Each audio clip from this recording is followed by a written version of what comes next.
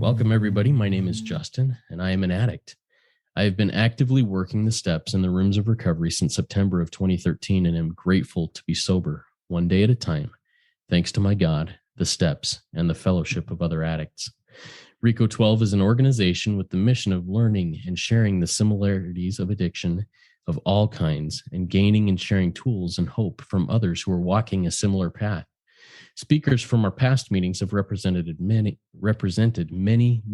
fellowships and identify with addictions of such variety as alcohol, drugs, food, sex, gambling, theft, just to name a few. Each Friday at noon Central Time, we hold a live lunch hour speaker meeting with a recovering addict from anywhere on earth, pertaining to any or no faith tradition, and with any background who shares their experience, strength, and hope on a specified recovery topic of their choice. They share for 20 to 25 minutes on that topic, and then the live audience gets the opportunity to ask questions of that speaker for another 20 to 25 minutes. Before I introduce our guest speaker for today, I want to make a quick announcement about plans for RECO12 this year in 2022. Beginning March 4th of 2022, we will start a 12-week series on each of the 12 steps of recovery. I'm searching for people who are absolutely passionate about one of the 12 steps and come from any and all fellowships of recovery and who would like to share with us their experience, strength, and hope on that step. The basic format will be the same, about 20 to 25 minutes of a share, 20 to 25 minutes of Q&A from the live audience. So if you or someone in your fellowship is passionate about one of the steps and just seems to share about a particular step and the power of that step in your life, please consider reaching out to me at RECO12pod@gmail.com. And we will discuss it and get it scheduled. We have 3 steps spoken for so far, so get in quickly if you'd like to be one of those guest speakers. All right, donations and reviews are greatly appreciated, and details on doing that will be in the chat of the live meeting and in the show notes of the podcast. We look forward each week to receiving the light reflected from our speakers. That light inspires hope, meaning, worth, and growth in us, the listening audience. Now, let's introduce our guest speaker for the 84th RECO12 meeting, Eric H., whose topic is God with Skin On. Now, here's Eric's intro in his own words. He says, "Today, I celebrate my 2-year sobriety birthday. Happy birthday. I've been a sexaholic forever, and finally, 2 years ago, I was finally ready to admit to myself that my life was a mess. My addiction was taking over all aspects of my life, and I saw a vision of everything I claimed to care about slipping away. I came into SA on the heels of an emotional affair that ended in 2019. I truly thought at the time that I was going to have to suffer with this affliction for the rest of my life. SA and my higher power saved my life.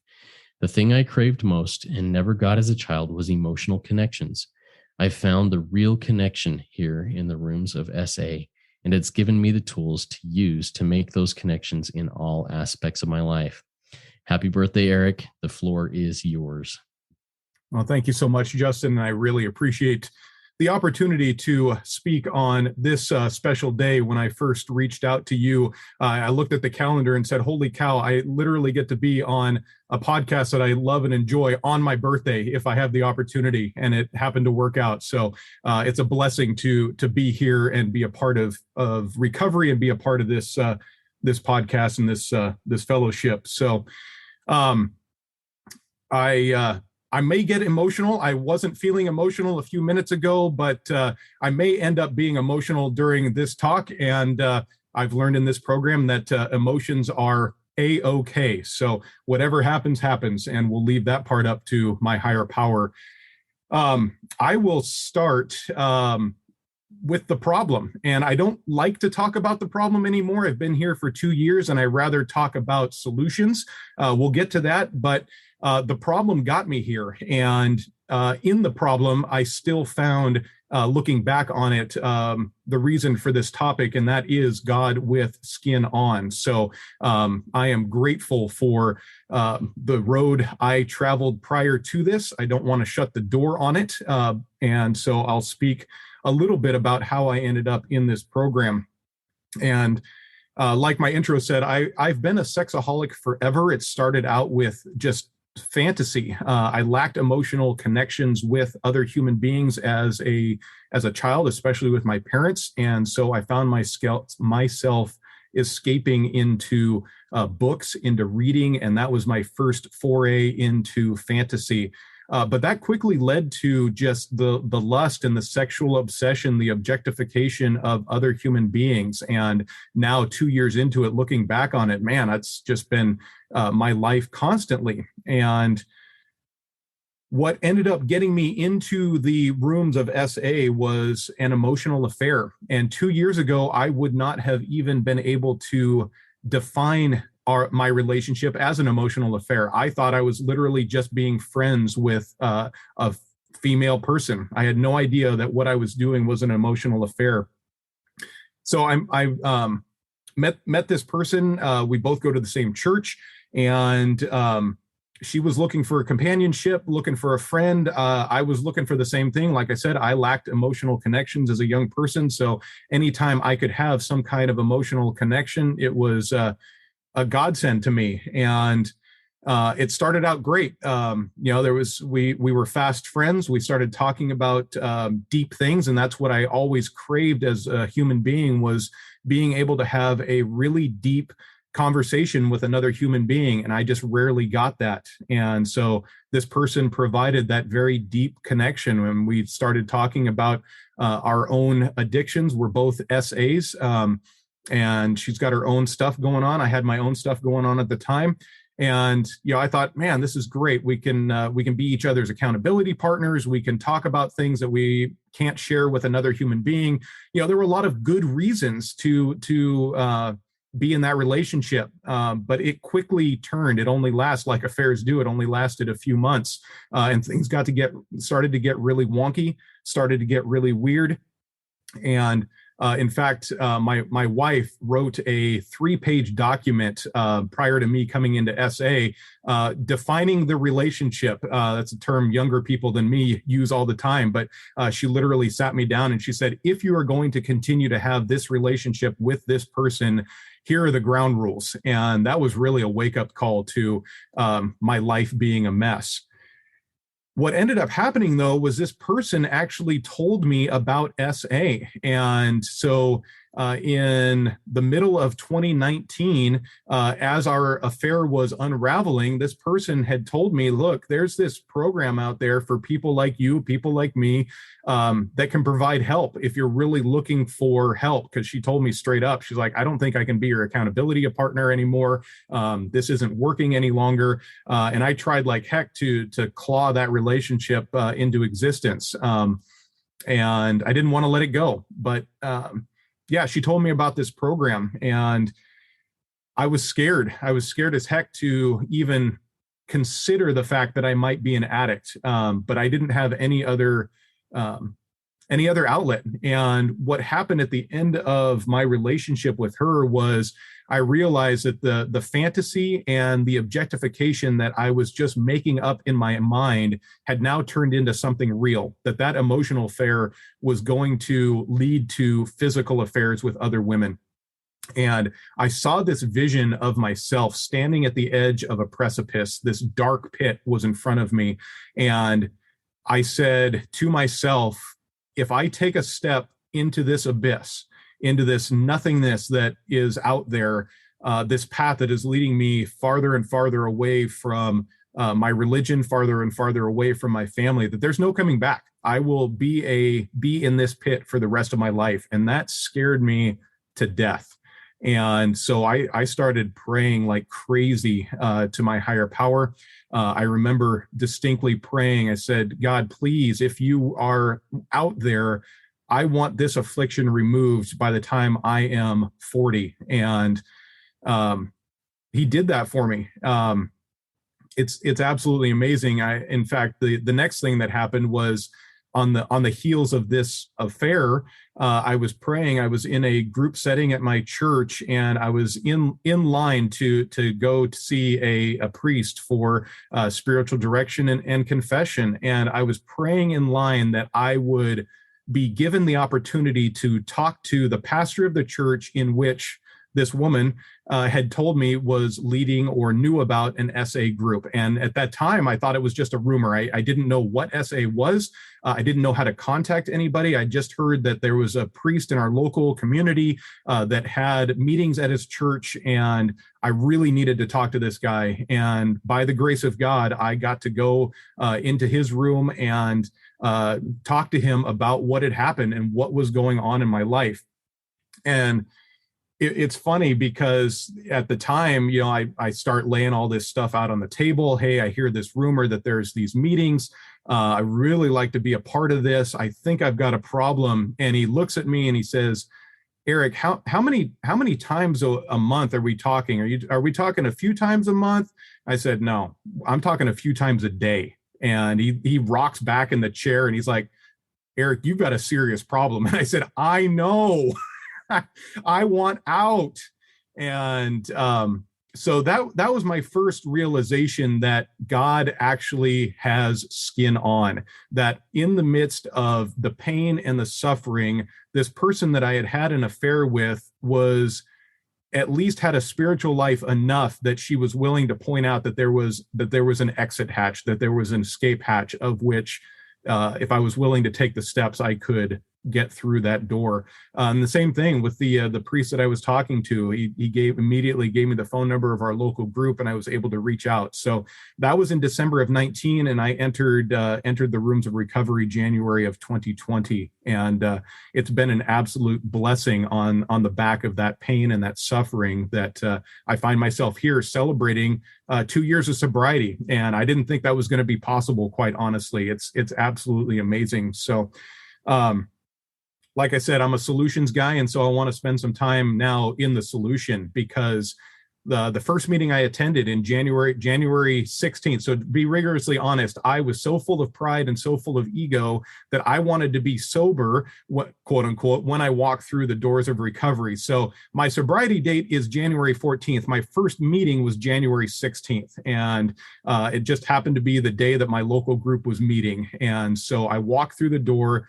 We had a newcomer. It was me and somebody else. We're both newcomers that evening. And there was a gentleman there that shared his story during the newcomer meeting. And it was this vision that I had. He was 10 years old. He is 10 years older than me.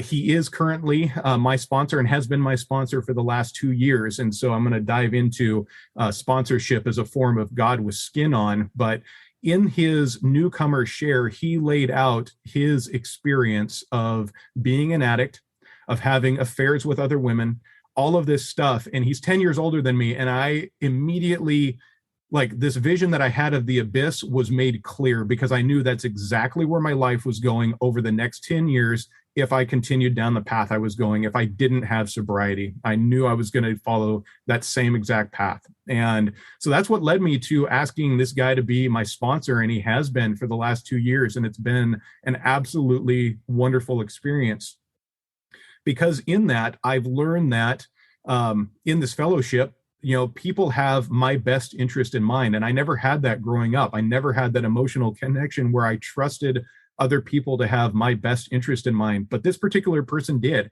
He wanted what was best for me. He knew the path that I was walking down, and he knows the path that I could be walking down. And he's always had my best interest in mind. I've not liked what he said sometimes. I don't like some of the things that he's told me, but I knew at the back end of that he really wanted what was best for me. And what I've learned is sometimes life can't be easy. Life's not always sunshines and rainbows and unicorns. But sometimes you got to do the hard work, and you got to not like the answer. But on the back end of that is something beautiful and something excellent. So he's also somebody that shown me, again, this idea of God with skin on. He showed me this gentleness and this understanding and this kindness, which, when I was working the steps, I really figured out, that's who my higher power is. It's somebody who's not just loving and kind, but sometimes you have to do the hard work, and sometimes you got to do whatever it is that my higher power is asking of me. And there's a gentleness and an understanding in that, but you got to fess up to the reality that sometimes life is gentle or difficult. Sometimes life is difficult, and he's willing to call me out on that. And that's really great. This idea of accountability and just calling each other out, working towards a common goal of sobriety. And when we see each other slipping or doing something that may not help our sobriety, that we get to call each other out, and we do that in love and understanding. And that's been a beautiful part of the sponsorship journey. So I'm just incredibly grateful for not only my sponsor, but there's been a lot of people on this road that I've traveled in sobriety that have helped me along the path. There's people that have spoken on this podcast previously that I've been able to reach out to, especially when I was working the steps the first time. I got stuck in, steps 4 and 5, let's say, and I was able to reach out to other people that had experience with that. Hey, how did you work this step? What did you provide your sponsors? I'm having trouble with that. People that I can reach out to on a regular basis. And that's really the third pillar of where I found God with skin on, is in this fellowship of other addicts. And it's just been this beautiful awakening. I grew up in church. I have gone to church my entire life. But there was a part of me that was spiritually dead. And I didn't even recognize that until I got into the rooms of recovery. I could talk the talk about my particular faith tradition. I could look the part that I was a good, faithful member of my community. But inside, I was spiritually dead. And I didn't even recognize that until I got into the rooms of recovery. And it's in these rooms that, where we don't talk about religion, that I had this spiritual awakening. And it's been this just amazing, amazing experience to be able to, like I said, connect with other human beings on a spiritual level that I never thought was possible. I have had some of the most amazing conversations with other human beings in these rooms of recovery, and it can be about any topic. But it's also led me to realize that's how I have real connections with people outside the rooms, is by using the tools of recovery, using steps 11 and 12 to really listen to and recognize that other human beings are people just like me. And we've got our flaws, we've got our strengths, and there's this mirror effect that I like to call it, that each human being is a reflection of their higher power. And if I'm truly present in that moment, then I see my higher power at work through them, and they're reflecting something that my higher power wants me to either share or receive through that interaction. So again, it's quite literally, this spiritual program has shown me that God does really have skin on, that he wants me to listen. There's that line, he gives us 2 ears and 1 mouth. I didn't know what that meant, but I really understand it a lot better now, that I can shut my own mouth and listen, because there's something there that either God is speaking to me or wants me to reflect back in terms of service to another human being. It's also helped me, just in terms of, like I said, spiritual connections. I didn't know how to have real relationships with other people because I was so caught up in the fantasy. I never said this out loud before, but it came to light the other day that because I lacked emotional support and emotional connection at home, my initial concept of relationships was built around relationships that I saw on television. And I recognize now that television's a form of fantasy, that they aren't real relationships. But that was the only concept of love and relationship that I understood. And at the time, I'm a child of the 90s, and I remember these TV shows that I used to watch, right? That the concept of love was just to love bomb on everybody. And that's not reality. But I didn't know any better at the time. And so now I have this opportunity to recognize what a real relationship is. And when a conversation's done, like I can pump the brakes and say, all right, it's time to move on to the next thing. I recognize now, when what it is that God actually needs me to do. And if it's make a phone call to a brother, answer the phone, I do that first. If it's, whatever it is, before I came on this podcast, I had several things lined out that I had to get done. And, my normal day would be to, just wait around and focus on this and obsess about this. And no, I don't get to do that anymore. Like, there were a certain number of things that I needed to get done before I jumped on here today. And I was given that opportunity. So, it's just, I can't fathom the growth that's made. I was sharing with somebody else earlier that I look back on the last 2 years and it's amazing to me. I can't fathom. It feels like yesterday that I was coming into the rooms, and it feels like a lifetime ago. And I had the same experience when my children were born, that all of a sudden there was this huge shift in my life. And my wife and I joke about it all the time. She says, "What did we do before we have kids?" And I said, "I don't know, but I think that's our higher power at work." Like, he literally just erased all of that stuff from our brain so that we could focus on our children. And I've only got a few minutes left, and I would like to speak a little bit about family in terms of God with skin on. One of the things I experienced going back to the beginning is my oldest daughter was born in 2014. So I came into the rooms in 2020. She was 5 years old.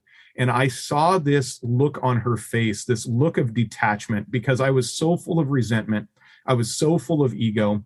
I was so full of myself, and I saw my daughter detaching from me, this look of just blank stare, and she didn't want to be around me. She didn't know how to say it, but she didn't want to be around me. And I look back on that and I say, man, I wouldn't want to be around me either.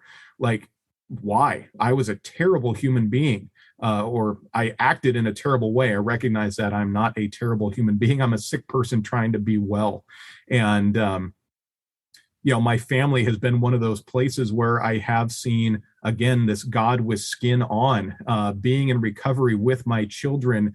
They now call me out on my stuff. If I'm being a jerk, they're quick to point out, "Hey, you're doing something that I don't like." And it's been awesome to have that experience, right? That they are their own little human beings, that they have a higher power of their own understanding. And I get to let that go, and they get to experience life on their terms. I don't need to control and manage and fix any of that stuff. But when I start to, they recognize that. My oldest daughter today is like, "I don't get to choose how my little siblings act. I get to choose how I act." I said, "Amen, sister." So it's been cool. They're actually on the other side of the wall right now as I'm speaking. They're doing their homework and playing together, and they're just doing their own little thing, because that's how now I get to see them grow up that way. And it's been great to be a part of that. So, man, there's just all these things where, yeah, God is doing wonderful things in my life, and I see that now through my interactions with other human beings. So I think I've come to the end of my talk, and Justin, I really appreciate the opportunity to be a part of this today. Awesome. Thank you so much, Eric. I really appreciate that, Sharon. I love how you incorporated God with skin on into so many different facets of your life, even down to your kids, your young children. Out of the mouths of babes, some of the wisest things are spoken, and I'm grateful for those realizations in my own life too. In my own fellowship, when somebody reaches a milestone, like an anniversary, a birthday, we often ask them, a question, something like this: how did you get to 2 years? And what I want to do is kind of ask you this, Eric. What have you tried? What have you done that is different from everything else you tried your whole life, knowing that you've been struggling with this your whole life? I know for myself, my whole life, I was like, just take this from me, God. I don't want it anymore. Take it from me.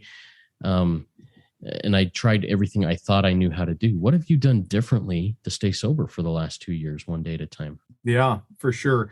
So something I didn't talk about, but I talk about often is prior to working the steps, I had this conception of God that was like Amazon Prime, or like Wile E. Coyote. If you guys, anybody listening remembers the Looney Tunes, right? Wile E. Coyote was always trying to chase down Roadrunner, and he'd order the set of rocket skates or the cannon or whatever it was, right? And Acme Delivery would literally show up 30 seconds later.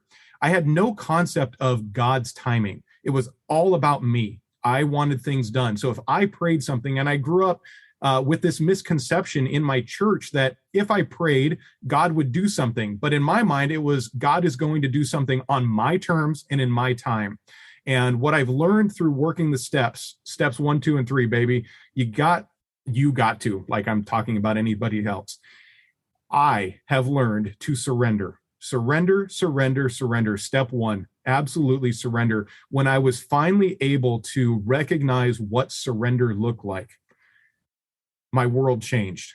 And when I was able to fully surrender and recognize that God would do something for me that I was incapable of doing on my own, the world shifted for me. Because then the concepts that come around in steps 2 and 3 about firing the God of my understanding and then picking up the God that is actually out there for me came to life. Now, the other steps are incredibly difficult, but it was really working that step of surrender. And one of the things that I do now is, I didn't talk about it during my share. However, just last week, I didn't think I was going to make it to 2 years, because last week I was stuck in this fantasy world that I could not get out of. And I was not living one day at a time. I was living 1 hour and 1 moment at a time. And what the steps has taught me is, what do you do in those moments? I could go act out for sure. That's an option. But what I've learned is you surrender that to another human being in the fellowship. And when I ran out of human beings in the fellowship to talk to, I started calling other people in my family that I've talked to and just started having conversations with them. You know, you said, how do I put this into practice in all aspects of my life?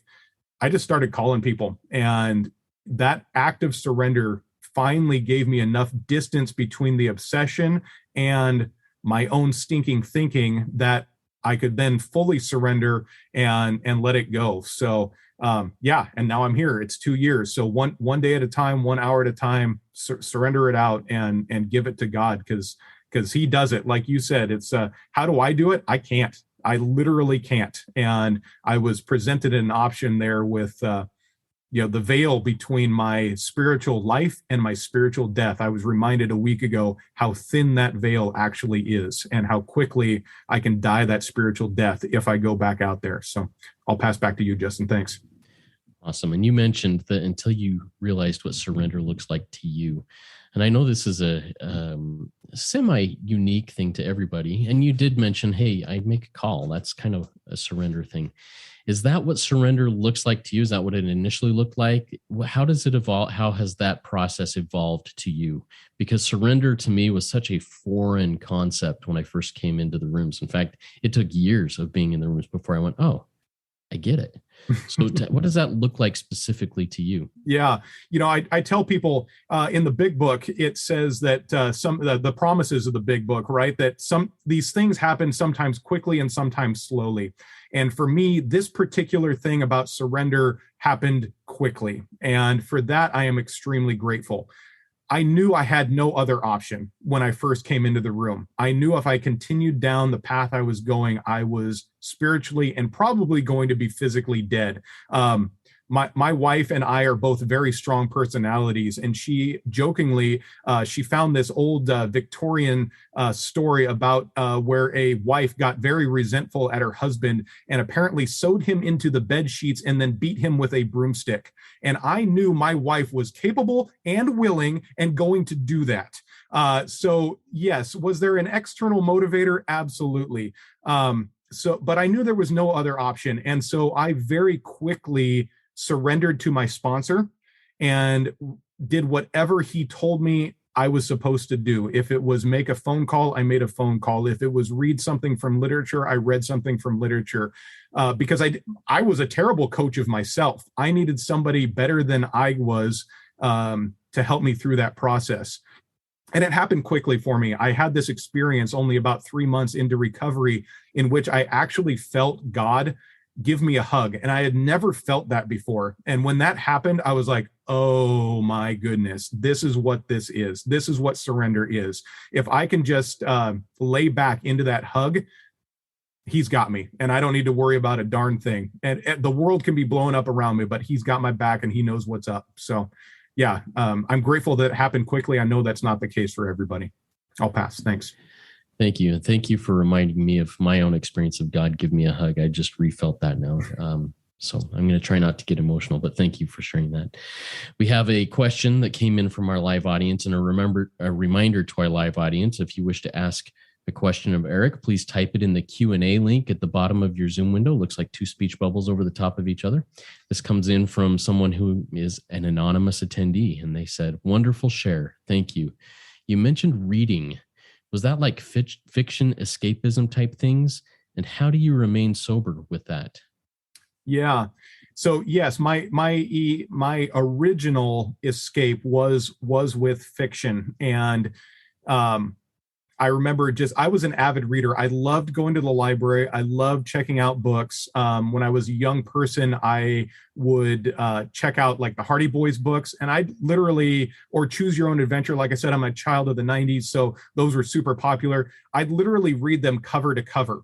And, at the time, it's like, what parent doesn't want their kid to read a book, right? That it was just something that, but I recognize now that it was my first foray into escape, that I could think about a different world outside my own, that I could go someplace other than the present moment. And looking back on that, that's really how I live my life. I never lived life in the present moment. I always was living somewhere else, obsessing about the past, obsessing about the future, obsessing about some alternate reality that just wasn't the present moment. And looking back, I was like, wow, that's a really dangerous path to travel.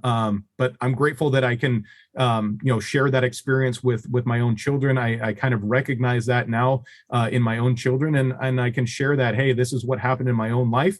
I can't control you. You're going to choose your own path, but here's my experience in that. So like I said, I don't want to shut the door on the past, but grateful for it, and I can share that experience with those that need to hear it. Thanks for the question.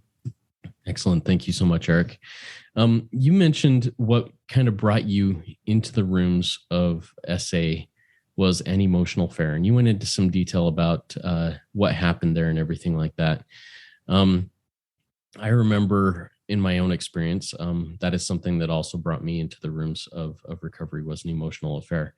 And a couple of years ago, my wife and I were out to dinner with another couple who are also in the rooms of recovery. And we were talking about our own experiences. And my wife said something to them. She said something to them that really shook me to the core. She said, and then he went and had an affair. And I never had a quote unquote physical affair, but to her, it was the exact same thing. An emotional affair and a physical affair were the same thing. So tell me a little bit about your experience, and not to share your wife's experience, but is there a difference in her eyes between an emotional affair and a physical affair? Yeah. And actually, in her words, there is nothing different than my previous acting out, which was all fantasy based. And I don't need to get into that, but we can all, I think we can all relate to fantasy based stuff, and an emotional affair and a physical affair. They're all the same in her mind. What I was lacking was an understanding of what that actually meant. And, it's when I did my 9th step with her, I said, I don't think this is the only 9th step I will do in our relationship. If God asks us to continue to be married and in a relationship, because I know I've done a ton of damage, and it's going to be a while before that fully heals itself. And there may be other wounds that come up that I need to make amends for, that I'm just not aware of in this moment. And that's happened. This idea of God with skin on, he's revealed. So my wife now feels safe enough around me to reveal another thing. Hey, this thing in the past, what was that? What did that look like? I think, it hurt me some way.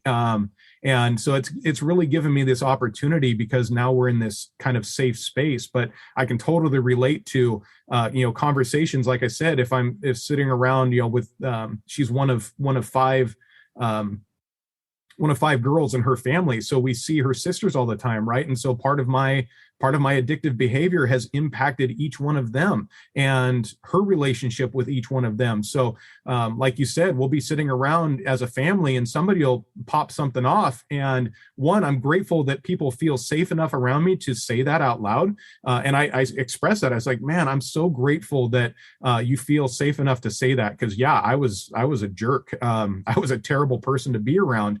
But it also like opens that door, right, to make a living amends or to make an actual amends to the person that I've harmed. And so that's been a really great experience for me. Thank you for sharing that. Another question I have for you that kind of goes along with my own experience. So I'm going to ask this because it was a powerful experience for me.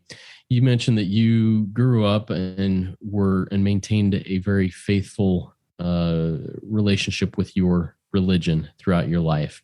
On the outside, you looked like the perfect, member of your faith. And then as you entered the rooms of recovery, you gained a new understanding of God, your higher power, and how that works in your life.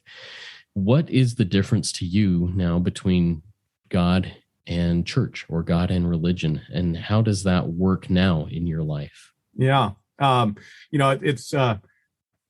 It's pretty amazing, actually. Somebody posted a while back something that I really have been relying on the last couple of months. And it was a slogan that said something along the lines, as soon as we stop doing God's will, we start doing his job. And I recognize now in the rooms of recovery how often I was trying to do God's job because I didn't trust anybody in the world.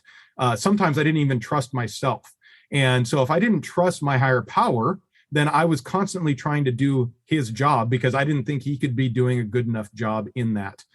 What I've recognized now is, this program has not, it hasn't deflated my religious experience. It's actually expanded my religious experience because I recognize now what my religion has been trying to teach me about spiritual things my entire life.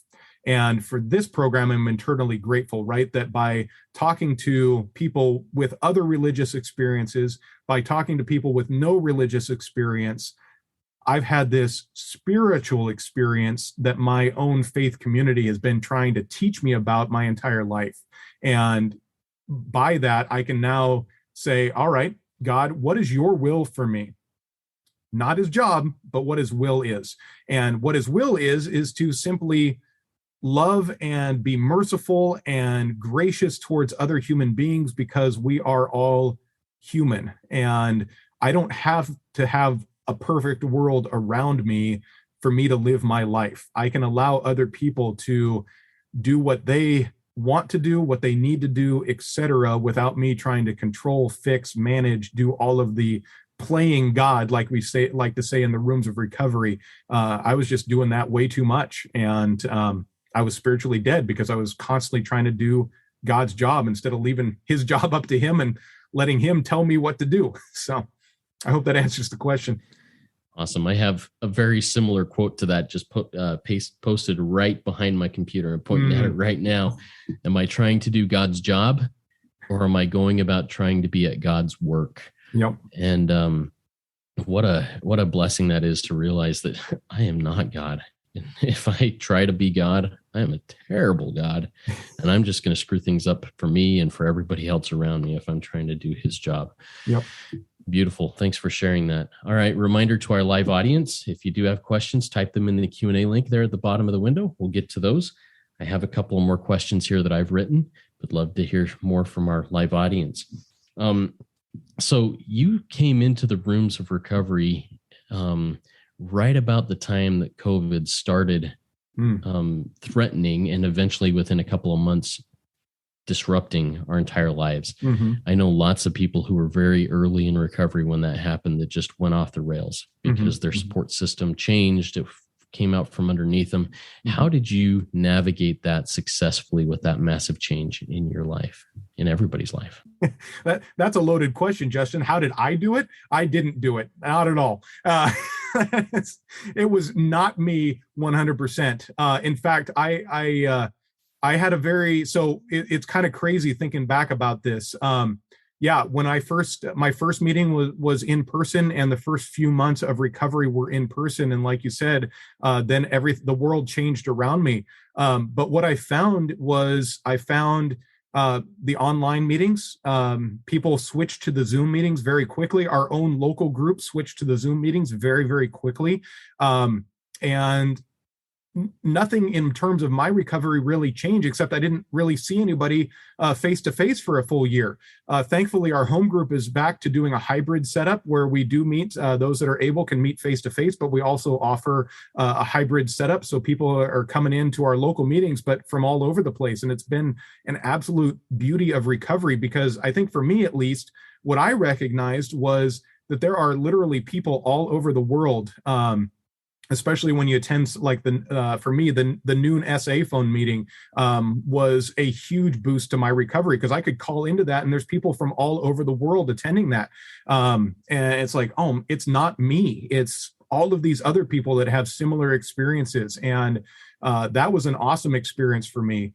You know, the other thing that it did was, at least for me, is it helped folks like me that had not broken through that external barrier, let's say, that were also spiritually dead. I have met so many people in my own faith community that through this COVID experience have taken the time for themselves to heal.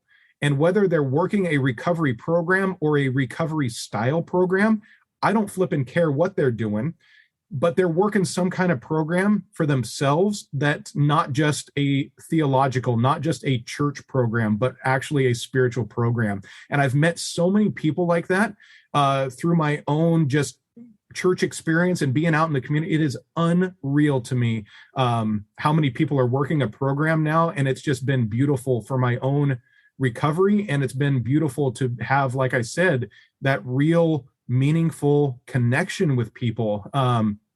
So yeah, that's where I stand. It's COVID was to me a real boost to my recovery, let's say. Amen. It was for me too, and I'm grateful for those who really took the ball and ran with it when new opportunities came up that initially looked like just disastrous things for the recovery community, for the addiction community. And really, it has been disastrous for a lot of people who don't know where to turn. But right. Grateful that we know where we can turn as long as I have the courage to rely on God and make that step to become uncomfortable and meet new people in new ways. Yeah. All right. Next question comes in from Deborah from our live audience. Deborah asks, how does sponsorship look for you once you got to step 12? You said accountability, but what's your relationship with your sponsor now? Many sponsors don't keep us once we start sponsoring. That's not been my experience, and so I can't speak for everybody else. However, what I've learned in my own program is, at least in my experience, my sponsor has not dropped me. However, the initial like weekly or bi-weekly kind of step work has gone away. But there are things that my sponsor knows that nobody else in the program knows. It's the one person that I can turn to on a regular basis, and he knows the full story, let's say. And that's been really, really beautiful for me to be able to turn back to my sponsor and say, hey, I'm really having a hard time over here. In fact, I mentioned, something happened last week that really had my own obsessive mind going round and round. He's the only person that like knows the full story about, what that obsession looks like. And so I can turn to him and say, do I need to work a step over here? Or am I stuck in my character defects? Where am I getting hung up? Because he knows the full story. And for that, I'm really, really grateful. We're all on the path together, and, he's still carrying the torch. He's been in the program longer than I have. And so I can rely on him to provide, if it's dark for me, he can shine the torch and show me where to take the next step. So I'm really, really grateful for that. Thank you. And I assume you're sponsoring right now. What does that look like to you right now as you sponsor? Are you doing it the same way your sponsor did with you, or how does that look for you? Yeah, in fact, it's kind of interesting. You asked me a question earlier about, sometimes things happen quickly, sometimes things happen slowly. A few people asked me to be a sponsor, and those people haven't necessarily followed my suggestions or stuck around, right? So I'm open to sponsorship, but can I honestly say that I'm sponsoring anybody right now? I'm really not. So my sponsor reminds me, is like, Eric, I think maybe in this particular instance, you were kind of a special case. You really wanted out of the previous lifestyle and you were willing to go to any lengths to get it. But what it's also taught me is, some of the questions you always learn in the experience, right? Like I could be in my own self-pity, I could be resentful of, well, I don't have any sponsors, these guys aren't taking my advice, well, it's not about me. It's helped me to learn, okay, is their experience similar enough to mine that I'd actually be a good fit, right? It's taught me how to ask some different questions, because as a newbie, it's like, oh, somebody wants me to be their sponsor. Heck yes, I'll be your sponsor, no problem. Is it a good fit? You don't know how to ask those questions necessarily, or figure that out. So really, that experience has taught me, okay, I need to ask this question, that question. Somebody came into the rooms the other day, and in our local group, I really take this seriously. In our local group, we ask the question, if you're looking for a sponsor, we say, look around the room and find somebody's story that you connect with and ask them. And in my experience, if it goes the other way, if somebody just reaches out and says, hey, I'm looking for a sponsor, is anybody available to sponsor? I don't know if that works the right way, right? That there's got to be that connection with another human being, and that initial reaching out, hey, your story and mine connect, and will you sponsor me? So yeah, I think that hopefully answers the question. Yeah, I love that. And my sponsor right now, he'll say this when somebody says, how do I find a sponsor? And I echo with this. He goes, attend a ton of meetings, find somebody who has light, just lasers coming out of their eyes. They have exactly what you want. Yep. And you identify with them and reach out to them and say, can you sponsor me? Yep. But sometimes I've got to go to a lot of meetings. Sometimes I've got to spend some time until I find that the flashlight's coming out of the guy's eyes or whatever. Right. Awesome. All right. I have another question here. And you've touched on this a few times, but I'd like to go a little bit deeper with this. What did and does that hard work of step work look like to you? I know you talked a little bit about what it looked like as you're actively first time through working the steps. What does that look like to you now? Yeah. So I really, really like steps 10, 11, and 12, right? That we maintain the other steps. My sponsor reminds me all the time, is like, you didn't do the steps once and then you throw the toolbox away. The tools are with you. And somebody reached out to me the other day and wants to be a spiritual renewal partner and accountability partner. And one of the things that particular person wants to do is all the questions of step 10. And it's not something that I normally practice, but this particular person wants to do that. And it's actually been really good, because it reminds me of some of my blind spots, and the way he does his step 10. We live in different countries, and so he'll send it to me as a text message every day. And so by reading through that, it's like, oh yeah, I recognize things in my own life where were some blind spots, and so I get to respond to that. But it's also a reminder. It's like, this, like I said, the previous week where I was in this very low spot, it's a reminder, okay, I need to work step 1 really, really well. I need to surrender this out. If I was in charge, I'd be a dead man. And it also forced me to ask the question of, is my higher power doing for me what I couldn't do by myself? Constantly, not live in my will, but live in my higher power's will. And then, ask the questions. Am I resentful? Do I need to share something with another human being that I'm afraid of sharing, right? Steps 4 and 5. Do I need to make an actual amends to somebody? I had to make an amends to my mother-in-law the other day. There was a miscommunication yesterday. In fact, I made an amends to my mother-in-law in a parking lot. She dropped my daughter off to dance class. I got home real late, so she was taking care of the kids, and she dropped my middle daughter off to dance class. And the previous day, There was a miscommunication. I was not where I said I was going to be on time. I did not pick my kids up on time. I assumed my wife was going to take care of all of the communication stuff, and she didn't. So what was my part in that? I assumed, and I had an expectation. And for that, I needed to make an amends to my mother-in-law. And so I did that in the parking lot of the dance studio. And, not just say I'm sorry. I've learned through my own experience that saying sorry can just be a placation. And so I've been teaching my kids this too. It's not just about saying sorry. What do I need to do to make this right? And my kids, it's awesome. I'm going to tear up because it's awesome when my kids say, Dad, I'm sorry I screwed up. What do I need to do to make this right? And I did that with my mother-in-law. And my wife was standing there too. And she's like, you either buy her See's candy or give her some flowers. And my mother-in-law is like, well, you don't really need to do anything. But I could see on her face, she really wanted some See's candy or some flowers. So I'm going to do it, right? Because that's what she really wants. And so I love that, step 9, just like make amends, man. It's so awesome to just get that out of there and to make it right with other human beings. And it just frees up so much of my heart and my headspace to be of service to others. I'll pass. Thanks. All right. I've got 2 final questions for you, and I'm just going to ask them both. So when you answer, just transition from one to the other. First is, how do you and how will you move forward so that you do not get complacent and comfortable with 2 years of sobriety? And the second one is, any final words of wisdom for those of us listening?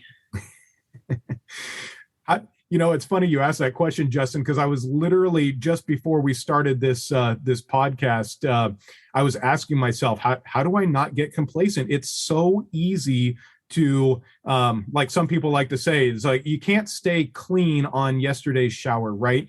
That how do you not stay complacent? You keep relying, at least for me, I need to keep relying on my higher power. That 2 years of sobriety literally doesn't mean anything. That today is a new day. There will be new challenges. And 2 years of sobriety just doesn't mean anything. It's just a brand new day.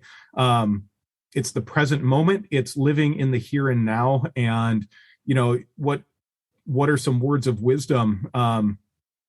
The beautiful thing that this program, this spiritual program, has taught me is how to live in the present moment. I lived so much of my life obsessing about the past or tripping over the future. And what I get to do now is live in the present moment. And even when things aren't going right to my liking, whatever it is, God's got a reason for it. And if I can surrender that out and be in the present moment and recognize that things are exactly how they're supposed to be, then life's okay. Not great, might be painful, but it's exactly how it's supposed to be. And that's been the biggest thing in my recovery, is just being able to live in the here and now, day by day, moment by moment. I'll pass. Thanks. Excellent. Thank you so much, Eric. This was a great RECO12 weekly speaker meeting for all addicts and those wanting to learn more about addiction and the recovery therefrom. If you have any questions that we weren't able to get to, please go to RECO12.com/forum and join in our community and ask those questions and answer others' questions that may come up there. I invite the audience to come back next week. If you've not yet rated and reviewed the podcast in Apple Podcasts, please go do so now. It's a great way for us to work our step 12 and sharing this message with others. Next week, we will be hearing from Dara L., whose topic will be 2 step 1s before 1 step 2. And I'm really looking forward to it. It should be a real good one. Now let's launch off into the rest of our day with the prayer of the present moment, led by Eric.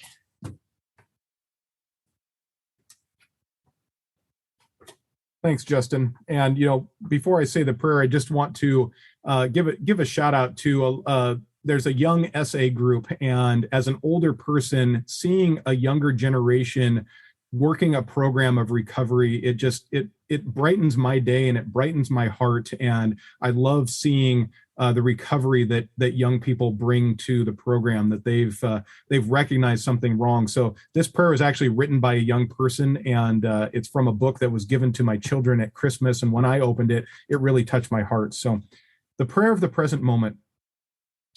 When I look into the future, I'm frightened, But why plunge into the future? Only the present moment is precious to me, as the future may never enter my soul at all. It is no longer in my power to change, correct, or add to the past, for neither sages nor prophets could do that.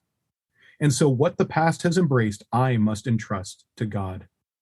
O present moment, you belong to me, whole and entire. I desire to use you as best I can. And although I am weak and small, you grant me the grace of your omnipotence. And so, trusting in your mercy, I walk through life like a little child, offering you each day this heart, burning with love for your greater glory. Amen. Amen. Thank you. And happy birthday, Eric. Thank you. Keep coming back, everybody. It works when I work it. So work it. You are worth it.